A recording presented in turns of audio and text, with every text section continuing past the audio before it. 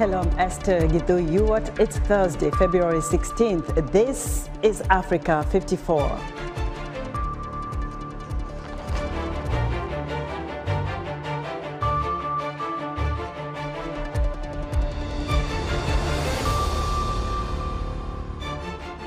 Two of the largest groups in Ethiopia, the Oromos and Amharas, unite to showcase traditional conflict resolution through musical drama.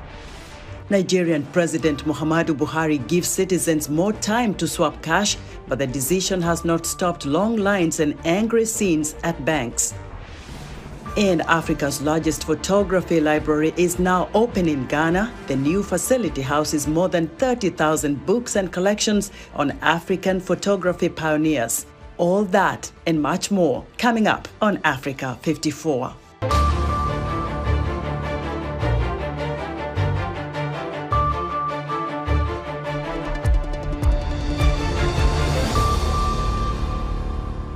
Ethiopia has long struggled with problems of communal friction turning into violent ethnic conflict.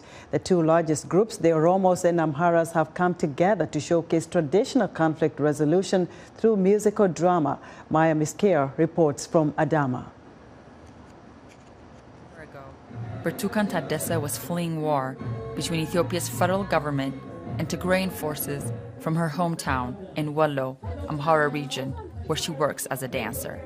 With the November peace deal, she is back performing and using her skills to show traditional ways to resolve conflict peacefully between two main ethnic groups, the Amhara and Oromo. Our only difference is the language. We have seen them rehearsing yesterday, and they have also seen ours. If you look through my family, there's an Oromo, and there's an Amhara in theirs too. I don't know how it got so divided. The actors in this production demonstrate Abbagar, a customary Amhara way of managing conflict to stop tit-for-tat violence. With Abbagar, elders and women ask for forgiveness on behalf of offenders. Currently, with the government unable to maintain peace and security, people are being adjudicated by the Abbagar system. There are a lot of killings in our area. But once the Abbagar is involved, that's it. It stops. Oromo actors perform their traditional Gada system, where the community's women call on elders to resolve conflict using the Sinke stick. When people are fighting and the Sinke come in between, they must stop no matter what, even if it's murder. Afterwards, they're taken to the elders. The role of Sinke is vital in resolving conflict and protecting the rights of women. The Sinke stick is given from mother to daughter when she gets married to safeguard her rights as a wife. We are doing a lot of important work with the Sinke in addressing conflicts across the country, and not just with this tradition, but using the Gada system, which is inseparable from the Sinke, to bring peace in the Oromia region as well as in other regions. Honoring traditional conflict resolution is key to peace, says artist laureate Yufru Gobena. This shows the next generation that we can resolve conflict through discussion. The Ethiopian youth in this audience seem to agree. Maya Miskir for VOA News, Adama, Ethiopia. A deadline to hand in old banknotes after a shortage in the new bills is prompting long lines and angry scenes at banks ahead of a parliamentary and presidential election set for February 25th in Nigeria. David Doyle reports. Nigerians have been given more time to hand in their old banknotes after cash shortages prompted angry scenes. With presidential and parliamentary elections next week, President Muhammadu Buhari gave approval on Thursday for a deadline to be extended by 60 days. The central bank decided last year to circulate newly designed 1,500 and 200 naira notes. But the new bills have been in short supply. That's led to long queues and chaotic scenes at banks. Most of Nigeria's economy is still informal, and many people use cash for transactions because they do not have bank accounts. The deadline to turn in old notes had already been extended once to February the 10th. After then, it would no longer have been legal tender. Nigerians now have until April 10th. David Doe of Reuters filed that report. Nigeria's Electoral Commission chief says that 240 polling centers will not be used in the upcoming elections since no one selected them due to insecurity in the surrounding areas. Separatist and gang violence is a major concern for Nigerians as the presidential election nears on February 25th. VOA spoke with Nigerian voters on what they expect from the upcoming elections.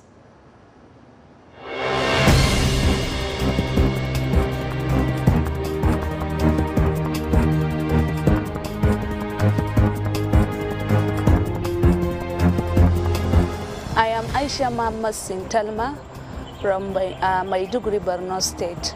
What I want the incoming president to address is high cost of living.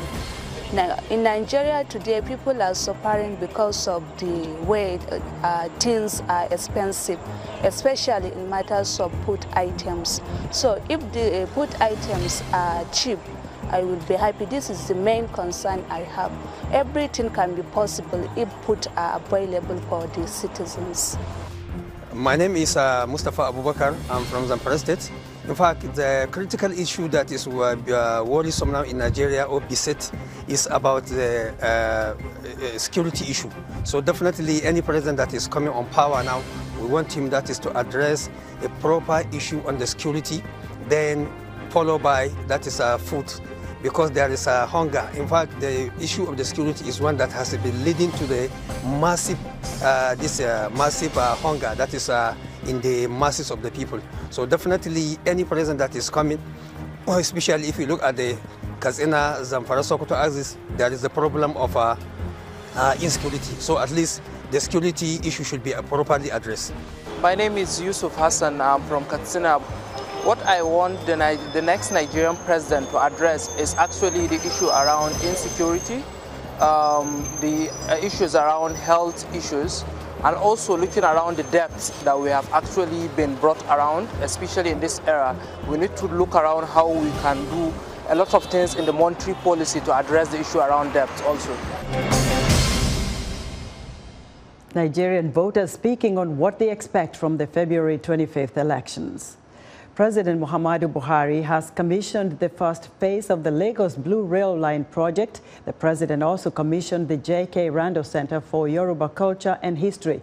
We get more in this channel's television report from Dare Idowu.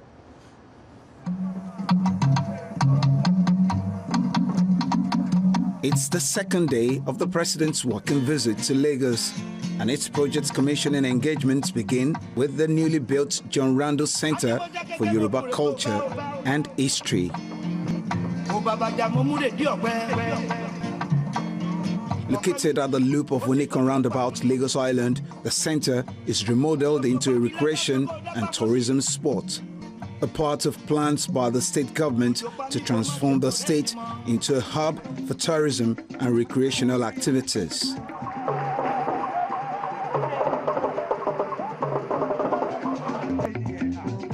The president then moves to Marina, the venue of the second event and one of the Lagos Blue Rail Line stations. Welcome, His Excellency, the President, Federal Republic of Nigeria. A Chinese construction corporation, CCECC, executed the rail infrastructure.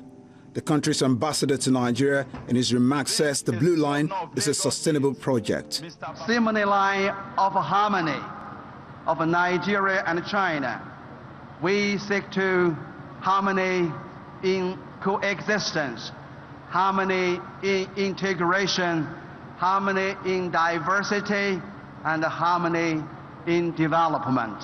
So, Mr. Governor, are you happy? Are you satisfied? For the Lagos State Governor Babajide Sanwo-Olu, the rail project has received tremendous assistance from the federal government. With your government, we have received tremendous support, especially on the Lagos-Badagry Express route, which is the main corridor for this rail project.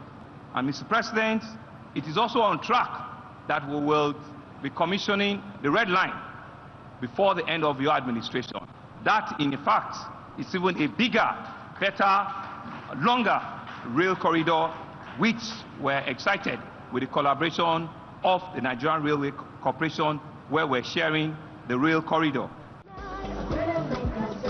The president also witnessed the signing of the contract for the construction of the second phase of the Blue Line project.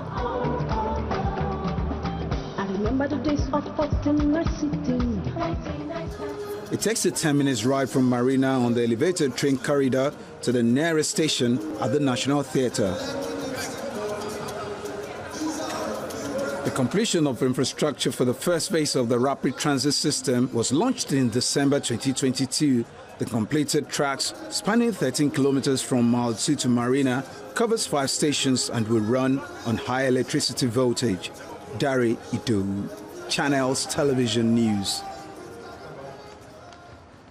Now to matters of good governance, let's look at how some African countries are faring in protecting human rights and the rule of law. Joining me is Chris Maroleng, Executive Director at Good Governance Africa, based in Pretoria, South Africa. Chris, so good to have you in studio with me today.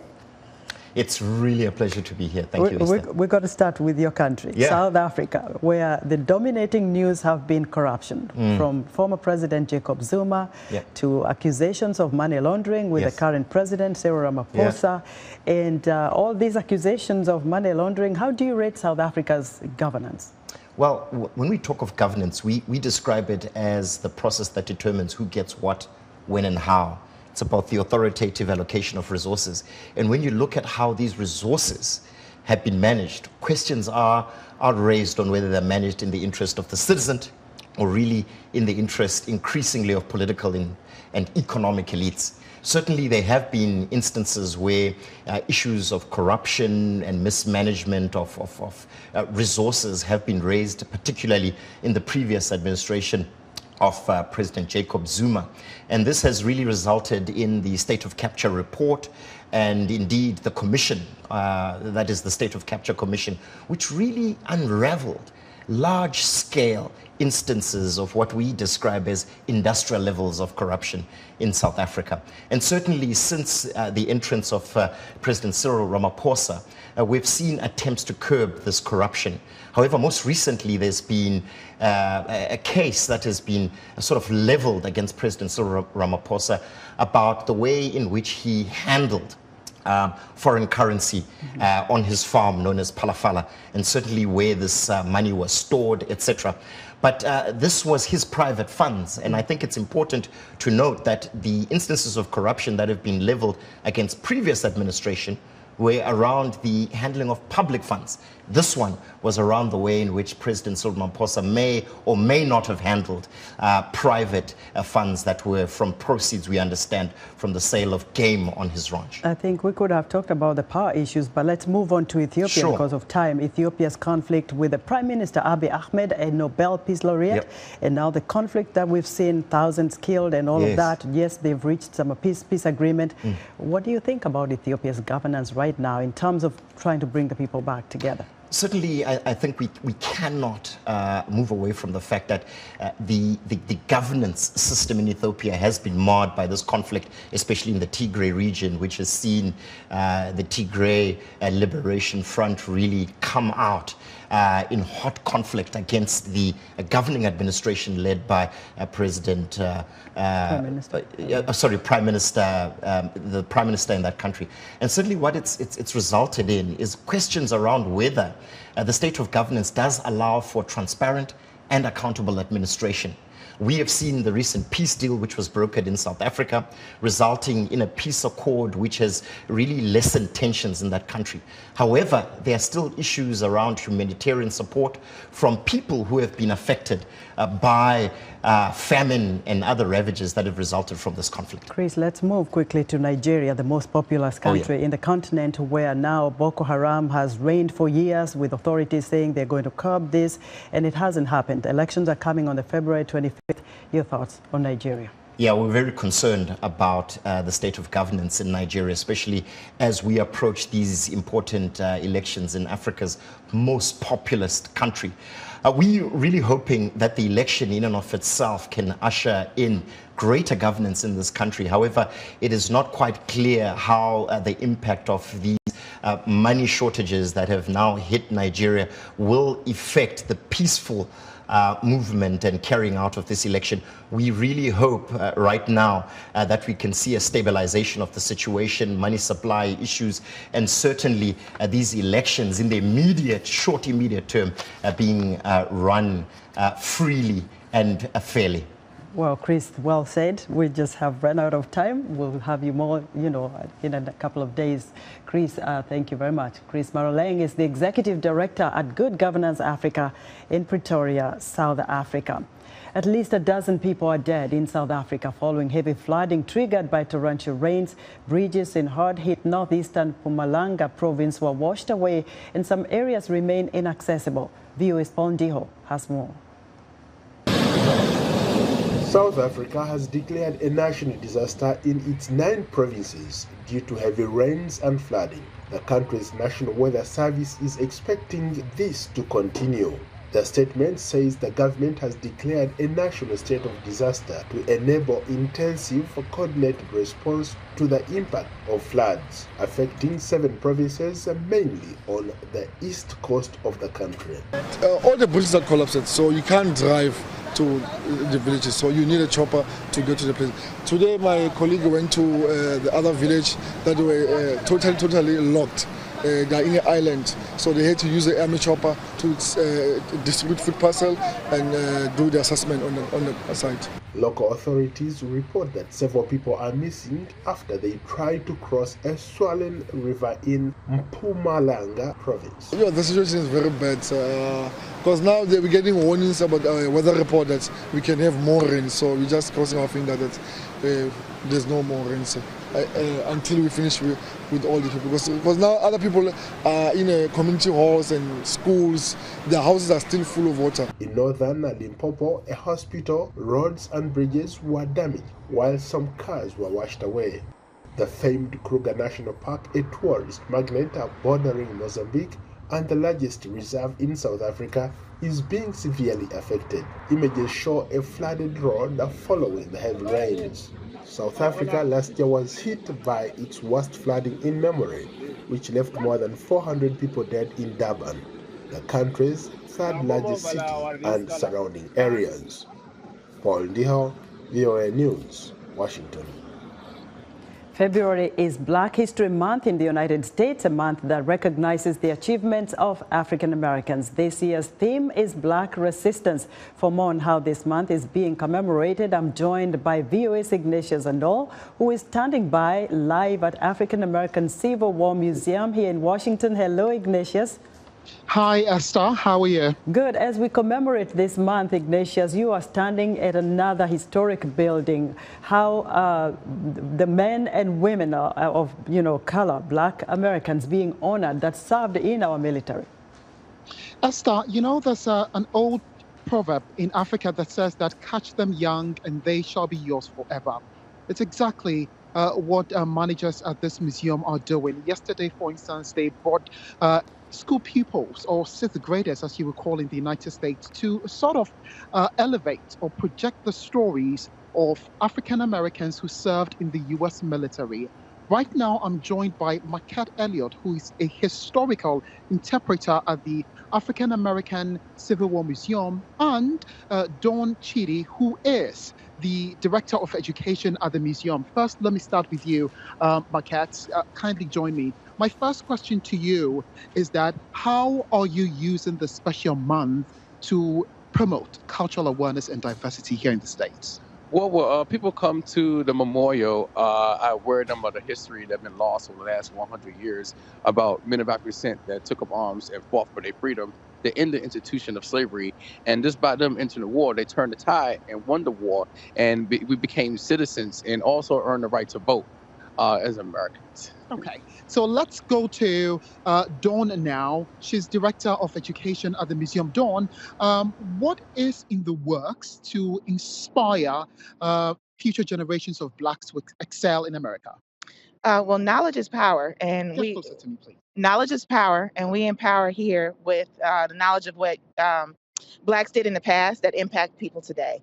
So just making kids aware through our programming and exhibits and stuff, that's what we do here. So we're standing at a street called U Street, which is known for its rich African-American history and culture. It's an incredible hub for African music, theater, and art. What do you hope will be the benefits to them with the museum here? Because I know you're under renovation now and will soon be opening to the public. Well, the community has an incredible history that dates back over 150 years. As far as like Blacks, there was the contraband or freedmen's camp in this area. There was a freedmen's hospital. So we're hoping to basically connect people in the community with this history and, just how it impacts them today. And, maybe they'll have a better appreciation for it, but also doomed not to repeat history, the negative parts at least. Thank you. You're welcome. All right. So, Esther, that Dawn Chidi there, she is the Director of Education. And earlier, you heard me speak to Marquette Elliott, also a historical interpreter at the African American Civil War Museum in D.C.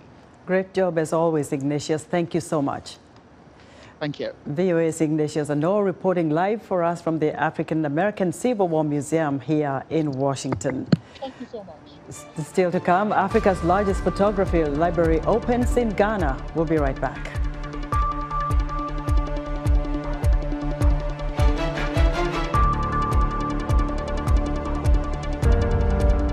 In times of change, when the world seems uncertain and what we hear doesn't reflect what we see, we seek the truth. When we are told only part of the story, we lose trust. In moments of crisis, our dreams, hopes, and wishes for a better tomorrow depends on a free press. At Voice of America, we bring you the stories that people take risks to see. We connect the world and unite it with truth. At Voice of America, we show you the whole picture.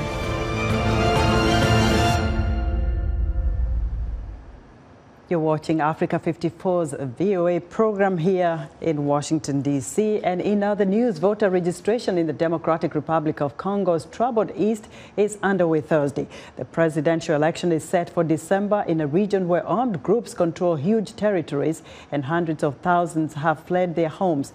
The Central African country has a long history of political turbulence. Ethiopia's Orthodox Christian Church says a crisis that erupted after a group of rebel archbishops created their own synod has been resolved. The three archbishops who set up the rival body were excommunicated and have apologized and now will be reinstated. And Rwanda's central bank on Thursday raised its key interest rate to 7%, up from 6.5%.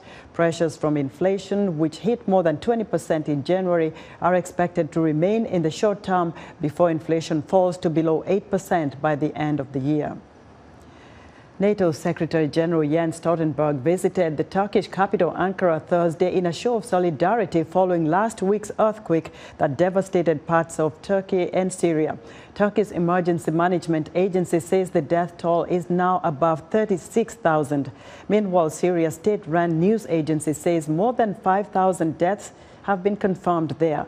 The Turkish province of Hatay is now littered with garbage and faces a new threat of disease outbreaks after its water and sanitation infrastructure was severely damaged.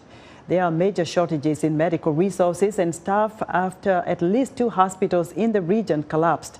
Experts warn there could be an outbreak of infectious diseases if the debris is not cleared in time soon. Ghanaian photographer and filmmaker Paul Ninson has opened Africa's largest photography library in Accra. The hub, called the Deacon Center, houses more than 30,000 photography books and collections on African photography pioneers, diaspora, and creatives. Neka Chile reports from Accra, Ghana. Africa's largest photo library is the vision of Ghanaian photographer and filmmaker Paul Ninson, who studied at the International Center of Photography in New York. Me, as an advocate of education, I wanted to be able to give fellow Ghanaians and Africans opportunity in a space and a place to be able to learn and share our core value and share experience and build a community as well. The library, which opened in December, has more than 30,000 books from Ninson's personal collection and donations from New York's private galleries, museums, and bookshops. His goal is to expand the frontiers of African photography, which inspired the name Dinkan, an Asante word meaning take the lead. It was the idea of accessibility, right? How do these materials become accessible to people? It's easy, right, to archive. It's easy to collect. But the most important thing is like, how do these collections become to make impact in people's life and society? Most of West Africa's historical moments were documented by Westerners and archived in libraries of former colonial powers. For Ghana's photographers, the Dinkan Center's library is a milestone. A photo library like this kind of exposes the continent to possibility, you know, and for us, it makes us take inventory of what is actually being produced from the continent and what is Western, you know. So I think there's a gap and we need to catch up. But I mean, it's really encouraging to see works of Africans within the library and what has been done so far. The Dinkan Center also features a photo studio, classroom, and exhibition space for established and emerging talents to showcase their works. Ghana's young creatives say they are ready to take up the reins of documenting Africa's past, present, and future. We have to really break down the problems first, where we see many of our archives and visual cultures being documented or being presented outside of the continent. But then when it comes to institutions, we don't really have too many institutions in the continent that are able to actually uphold many of our visual cultures. But I think we're on the right path of really kind of breaking down that narrative that we can actually establish our own. So this is the Ahenye exhibition. Ninson says Africans should tell their own story in their own narrative and hopes the Dinkan Center will encourage more visual libraries to open across the continent. Neka Chile for VOA News, Accra, Ghana. And that's our show for today. Be sure to watch Africa 54 on our website at voaafrica.com. From all of us here in Washington, thank you for watching.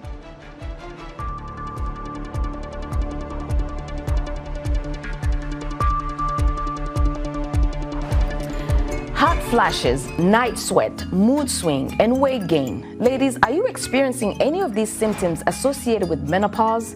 On the next edition of Our Voices, we'll look at why women of African heritage are likely to go through menopause earlier than others. Plus, we'll hear from experts on how to navigate this natural process. Join the conversation each week right here on Our Voices.